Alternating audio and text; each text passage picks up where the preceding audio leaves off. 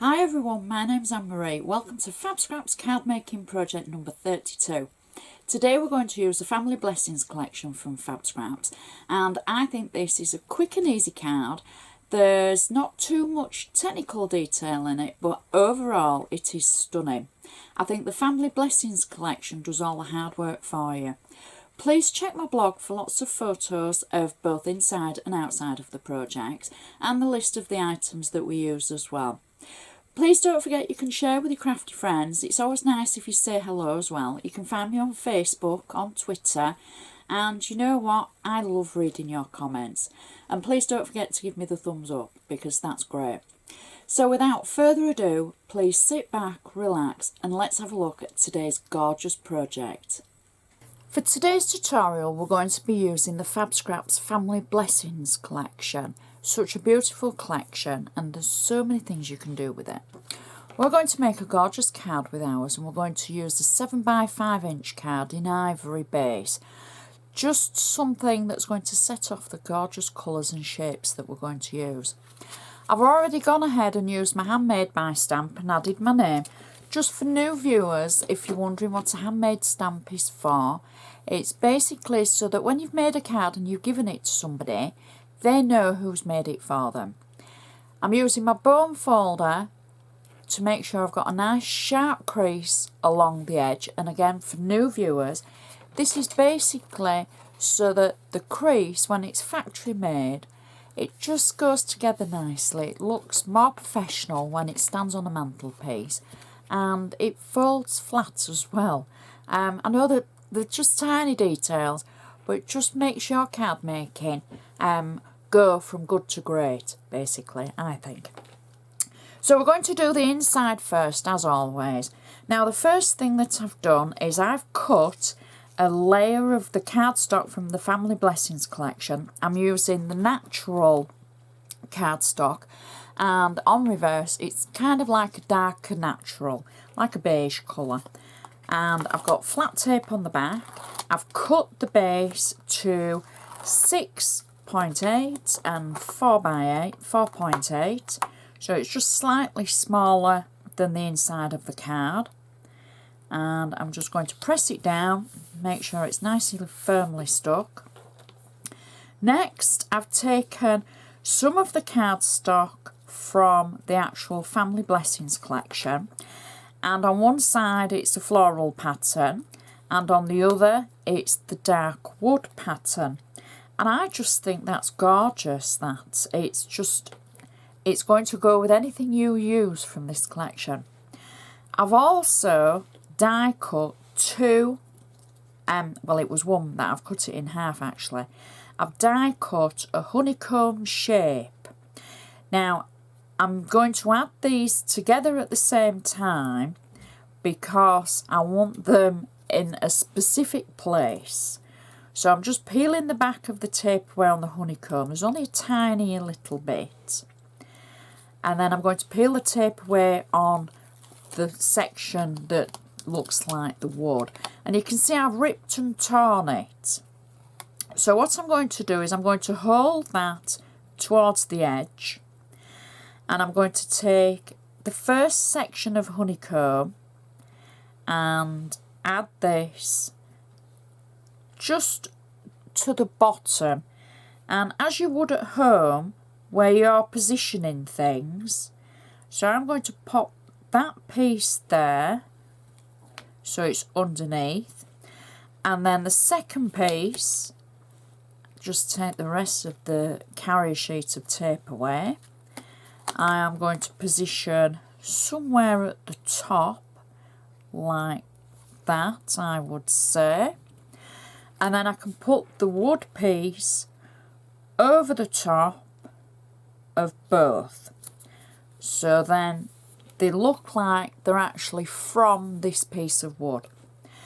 I've then got a piece of the natural paper again, and I'm using the paler side of it, so it's the darker side out. And I call it paper, it's not, it's cardstock. It's just me, slip of the tongue, paper and cardstock. I've gently inked it around the edge, and I'm going to position it just offset from the centre. I know we're covering some of the actual wood paper up, but we only want a touch of it, just something a little bit different for the inside. So then I can press it down, and then I've used my honeycomb dies, and I've die cut lots of different papers from the collection, and this is a great one for your scrap. I've then run them through my Xyron machine, so they've got adhesive on the back, so they're all going to sit flat on the paper. And I've also cut a larger honeycomb, and then I've stamped it with just one of my stamps from my stash, and it says "with love." So I'm going to peel off the sentiment first, and I'm going to add that just to the side of the actual insert panel. Then randomly I'm going to take the hexagons and add them just in different places. I'm not going to try and be strategic with them. However, I am going to add them over the bits of honeycomb that haven't got adhesive on. So that way, that will help stick those down. There we go. So we've just got 6 of these to add, and as I peel them away from the carrier sheet, I can add them wherever I like. I can add them in a pattern or just randomly, and I'm going for just randomly really, and it is going to work. Trust me, I'm a doctor of paperology. There we go. My friend Carla will like that, that'll make her laugh. So if I add that one just offset there, or underneath. In fact, we'll go to this side. There we go. And that's our insert complete. Little bit different, enough room for your message, your to and from, and whatever you're going to say. Then we can turn our attention to the front of the card. We're going to use our bone folder again to make sure that crease is nice and sharp. And then, for the base layer of this, we're going to use the same cardstock that we used for the inside from the Family Blessings collection. I've got this on flat tape, so I'm just peeling the back of it away. And then again, I've cut it to 6.8 and 4.8, so it's just 0.2 short of 7x5 to make it a nice layer. There we go.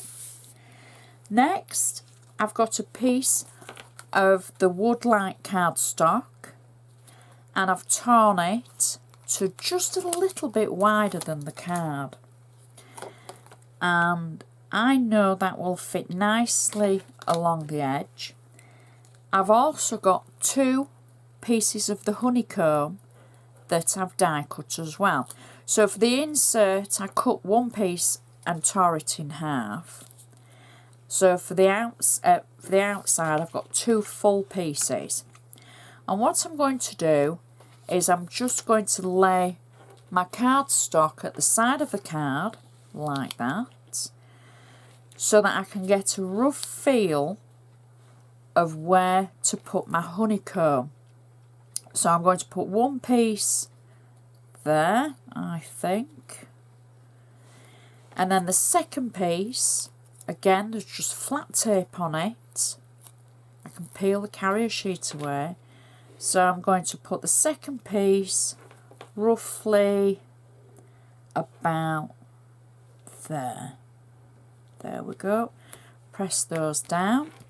And then I can put my wood cardstock over the top like so. Just straighten that a little bit and pop that down, and I'm going to trim the overhang away from that edge because there's just a little bit too much, and at home you'd probably be able to cut it perfectly to size first time. So that's the base of our card. Now we can add our honeycombs. I've die cut a larger honeycomb, and I've just die cut some of the natural paper, but I've added one of the stickers from the Family Blessing collection over the top and then die cut it.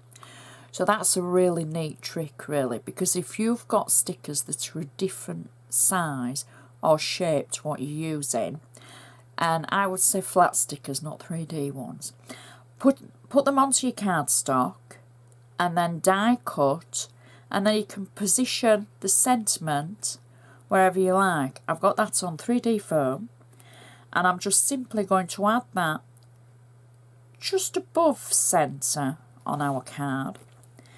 Then I've got some smaller hexagons on flat tape. Now, I've cut the smaller ones in different patterns from the Family Blessings collection, and I'm not going to be too careful with my positioning. I've got just 2 on gold cardstock, something a little bit different, and then I'm being very random with where I'm adding the large ones. So I've die cut 6 of the large ones, and I can add that one there. And shall we use another one? Maybe not. I think we'll stick to 5. Then I've cut some smaller ones, and I've got these on 3D foam. So I'm going to layer up the hexagons, and I'm not going to go with the same pattern over the same pattern. I'm going for different patterns and colours over the previous layer. Stripes and florals. There we go. And I think the last one will have that one flat. Sorry, we'll have just one small one. Just at the side there. No, just at the top. Shall we? Yeah, I think so. Just something a bit different. And that's our card finished. We're not overly filling it with flowers. We've been creative. We've used lots of techniques for this. And yet it's not as floral as some of the cards. I mean, some of them that we make with this collection are really over floral. They're just like, you can never have too much. But this one I think is quite tame. So you would maybe get away with sending it to a gentleman. If you wanted to remove all the flowery papers and use just the tone-on-tone papers with the wood effect, that would work so well for the gentleman in our lives. The inside matches perfectly with our honeycomb shapes, stands up, and ideal for posting because we've only got one layer, so that would just look good on any mantelpiece. Thank you to a lady who wrote to me, yes, I do put cards on my mantelpiece. Not everybody in the UK has a mantelpiece. It's not, you know, but most people do. So if you don't have a mantelpiece, you put your cards on the windowsill, because she was quite concerned. A lot of people, if they don't have a mantelpiece, where do you put cards? So yes, you put them on your windowsill. And if you haven't got a windowsill, put them on a shelf. So there we go. So I hope you've enjoyed watching. I will take lots of photos of both inside and outside of this project. And it's a nice, quick, easy card. You don't have to use your honeycomb shapes. You could use whatever shapes you like. It would work with circles, with squares, and it would just look great. And I think it's a quick, easy card with some great techniques there. So check the blog for lots of photos, for the information about the Family Blessings, and check FabScraps website, check them out on Facebook, check me out on Facebook. I love hearing from you, and it's so great that you enjoy the tutorials. So I would just like to say thank you so much for watching, and I shall see you next time.